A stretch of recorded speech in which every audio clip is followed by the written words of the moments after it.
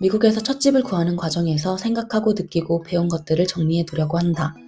부동산 거래를 매달 매년 하는 것은 아니기 때문에 분명 까먹을 것 같아서. 우리가 집을 사기로 결정한 이유 첫 번째.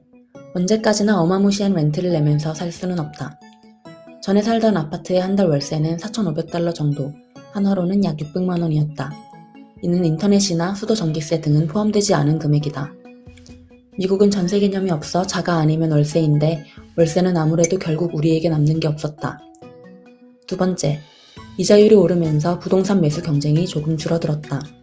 즉, 집값은 비싸지만 경쟁이 줄어들어 좋은 집을 노려볼 수 있는 상황이 되었다.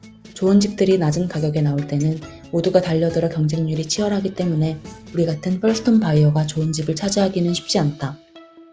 분명 부동산 투자를 하기엔 어려운 시기였지만 우리가 살 집을 구하기에 적절한 때는 시장 상황보다는 우리에게 집이 필요한 때라고 판단했다.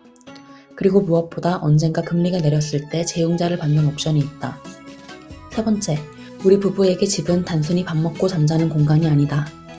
어떤 공간에서 지내느냐에 따라 우리의 생각, 라이프 스타일, 기분, 대화 내용, 생산성이 달라진다는 것을 어릴 적부터 경험해왔다. 그렇게 공간의 영향을 많이 받는 우리 두 사람은 평소에도 집에서 보내는 시간이 많다. 아파트나 콘도의 편리함을 잘 알고 있고 오랜 시간 동안 누려왔지만 좀 더 우리의 취향대로 자유롭게 꾸미고 변화를 주고 가꾸면서 살고 싶었다. 우리는 부동산에 관심이 많고 앞으로의 계획들이 있기 때문에 편안한 월세에서 벗어나 부동산 거래를 직접 해보면서 부딪히고 경험해보고 공부해보고자 한다. 집을 고르기 전까지는 책과 유튜브를 통해 짬짬이 부동산 용어와 트렌드를 익혔고 리얼터를 구했고 우리가 원하는 집 조건들을 정리해보았고 주말마다 오픈하우스를 다녔다. 부동산 공부할 때 자주 들었던 유튜브 채널 몇 가지.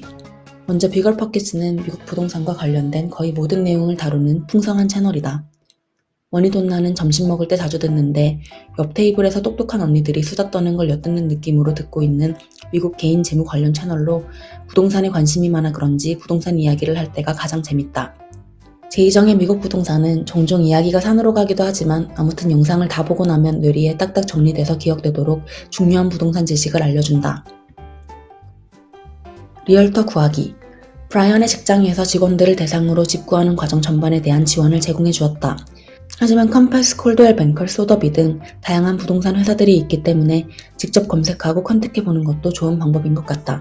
여하튼 우리는 그렇게 브로커를 소개받았고 그분과 첫 줌 미팅 때 우리가 살고 싶은 동네와 원하는 집 스타일 등을 물어보셨다. 우리는 보스턴에서 몇 년 살았음에도 불구하고 아는 동네가 별로 없었고 그래서 대충 이름 들어본 동네 몇 군데를 댔다. 그리고 집은 방은 몇 개, 화장실은 몇 개 이상이면 좋겠다 정도만 말했던 것 같다. 브로커는 우리가 말한 지역들을 잘 아는 리얼터를 소개해주겠다고 했다.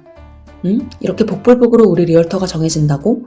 약간 의심스러웠지만 달리 더 나은 방법이 떠오르지 않아 일단 소개를 받아보았다. 그리고 그것은 결과적으로 매우 성공적인 인연이었다. 집을 찾아보고 사는 과정에서 깨달은 좋은 리얼터의 조건들. 첫 번째, 무조건 연락이 잘 되는 사람. 부동산 매매는 타이밍이 매우 중요하기 때문에 우리가 필요할 때 항상 연락이 되는 리얼터와 함께 일해야 한다. 우리의 리얼터는 우리가 집에 관해 질문하거나 매물 분석을 요청하면 늦어도 1시간 안에 문자나 전화로 답변이 왔다. 두 번째, 매물에 대한 분석을 신속하고 정확하게 하는 사람. 예를 들어 매물의 가격이 적정하게 책정되어 시장에 나와 있는 것인지, 적정한 오퍼 가격 레인지는 어떻게 되는지, 매물 주변의 환경은 어떤지, 현재 경쟁률은 어떤지 같은 중요한 정보를 신속하고 정확하게 파악하고 우리에게 전달해주는 사람이다. 우리는 리얼터의 조언과 다른 조건으로 오퍼를 넣었다가 집을 수차례 놓쳤고 그 집들이 결국 어떤 조건에 팔렸는지 확인하는 과정에서 우리 리얼터가 매물 분석을 꽤 정확하게 잘한다는 사실을 깨달았다. 세 번째, 바이어가 원하는 것이 무엇인지 정확하게 파악하고 그에 맞는 조언을 해주는 사람. 예를 들어 우리는 지금 보스턴 외곽에 싱글 패밀리 하우스를 찾고 있어요 라고 말하면 그렇군요. 혹시 특별히 생각해둔 곳이 있나요? 혹시 없다면 제가 추천하는 지역은 이런저런 근거로 이런저런 도시들이 있어요. 이런 식으로 대화가 이어져야 하는데 싱글 패밀리 하우스라뇨. 당신들 나이대에는 도심에 있는 타운하우스를 사야 돼요. 같이 우리가 원치 않는 조언을 자꾸 하는 리얼터를 만나면 어쩔 수 없이 하우스 헌팅 여정은 산으로 가게 되어 있다. 여기서 가장 중요한 포인트는 바이어가 스스로 원하는 바를 정확히 알고 있어야 한다는 사실이다. 집을 사려고 시작한 여정이 또 다른 렌트 아파트에서 끝날 수 있음 주의. 마지막으로 우리에게 유리한 방향으로 셀러 측과 적극적으로 커뮤니케이션 해주는 사람. 예를 들어 우리가 오랜 하우스 헌팅 끝에 정말 원하는 집을 찾았을 때 리얼터는 앞에 설명한 좋은 리얼터의 조건들을 모두 충족하면서 셀러 측에 컨택을 해줘야 한다. 나의 바이어들이 이런저런 조건으로 그 집을 사고 싶어 하는데 이 사람들 이미 다른 집들도 많이 보고 있어. 그래서 만약에 당신이 이 집을 정말 팔고 싶다면 아직 오픈하우스가 끝나진 않았지만 오늘 중으로 답변을 주면 좋을 것 같아요. 이렇게 타이밍 밀당을 해주던가 하는 식으로 말이다. 다음은 우리가 원하는 집 조건들을 정리해보았다. 먼저 브라이언의 일터까지 차로 3-40분 거리에 위치한 집. 방은 3개 이상, 화장실은 2개 이상. 전체적으로 밝은 집. 창밖으로 이웃집 내부가 보이지 않는 정도의 적당한 거리. 코스메틱 수준으로만 손보면 되는 집 관리 상태. 이건 예를 들면 배관이나 전기공사 같이 큰 공사가 필요한 경우 우리가 이 분야에 대해서 아직 너무 모르기 때문에 카페트나 창문을 교체한다거나 페인트를 새로 칠하는 정도만 하면 되는 집을 찾게 되었다. 그리고 오픈하우스를 다니면서 더해진 조건들로는 차고가 제대로 갖추어져 있는 집, 미센츄리 모던이나 컨템포러리 스타일의 집이다. 미국에는 정말 아주 다양한 종류의 집 스타일들이 있다.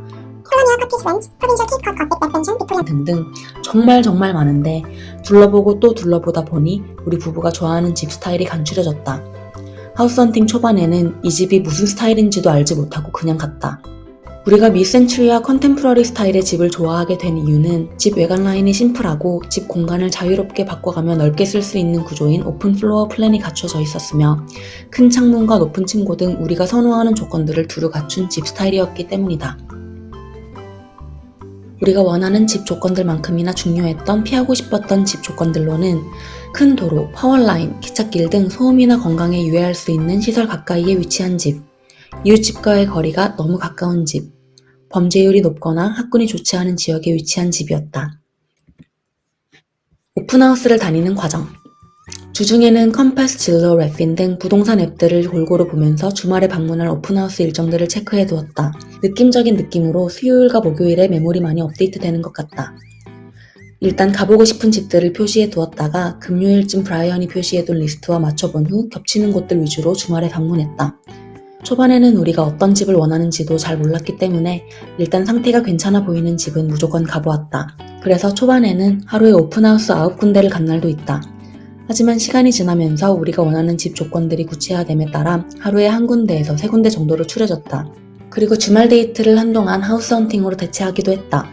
주말 장보기, 브런치, 산책 등도 하우스 헌팅 동선과 시간에 맞춰서 조정했다. 예를 들어 렉싱턴이라는 동네에 오픈하우스를 다녀오는 날에는 그 바로 옆 동네인 월샘에 위치한 코스트코에서 장을 본다던가 하는 식으로 말이다. 결론은 집 보는 눈은 많이 볼수록 는다는 것. 그리고 좋은 리얼터와 함께 일하는 것은 생각보다 중요하다는 것이다. 물론 집은 내 돈으로 사는 것이고 내가 들어가 살 것이지만 그 집을 구하는 과정에서 전문가의 도움은 분명 큰 역할을 한다. 특히 내가 친숙하지 않은 지역에서 집을 구하는 경우 더더욱 리얼터의 정보력과 분석력이 빛을 발하는 것 같다. 그리고 내가 원하는 바를 분명히 알고 있어야 휘둘리지 않고 흔들리지 않고 결국 마음에 드는 집을 만날 수 있다. 물론 내가 원하는 것을 모두 갖춘 집을 만나는 것이 이상적이겠지만 내가 원하는 집 조건들 중 반드시 부합해야 하는 조건들은 무엇인지 그리고 필요에 따라 타협할 수 있는 조건들은 무엇인지 미리 생각해두면 더 좋을 것 같다. 처음에는 우리가 뭘 원해야 하는지조차 모를 수 있다. 그럴 때는 결론 1번으로 돌아가서 일단 괜찮아 보이는 매물들이 오픈하우스를 할 때 무작정 찾아가서 둘러보다 보면 슬슬 알게 된다. 다음 영상에서는 집을 고른 후 오퍼를 넣는 과정, 그리고 그 오퍼가 수락이 되지 않은 경우와 수락이 된 경우 각각 어떤 일을 해야 하는지에 대한 기록을 남겨볼 예정이다. 끝!